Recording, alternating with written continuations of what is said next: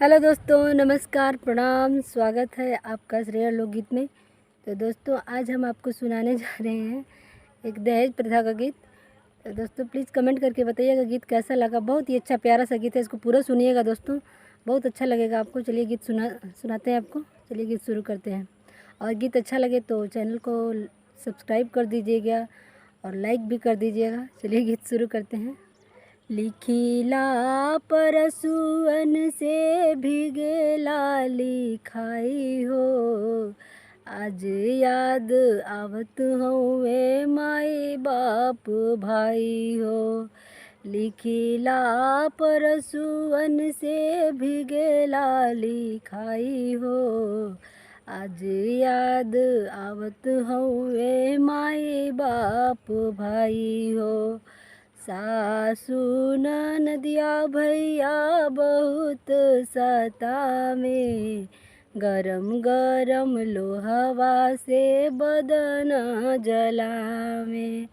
सासु ननदिया भैया बहुत सतावे, गरम गरम लोहवा से बदन जलावे।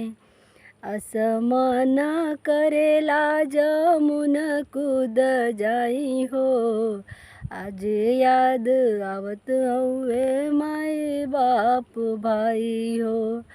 असमन करेला जमुन कूद जाई हो, आज याद आवत हउवे माई बाप भाई हो।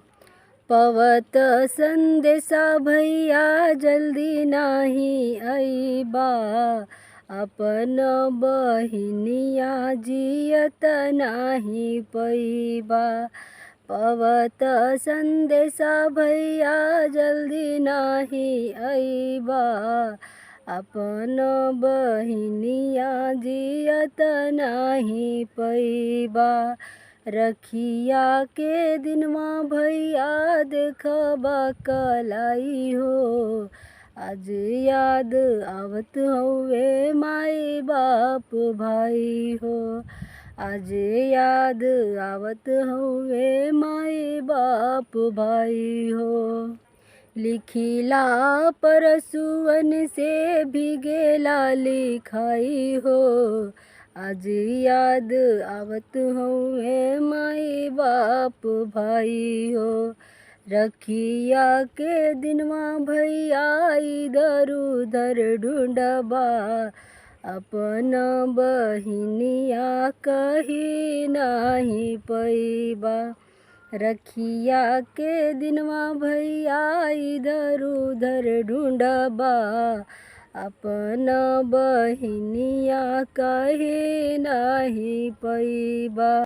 रोवत रोवत तोहरो करेजा फाट जाई हो, आज याद आवत हउवे माई बाप भाई हो।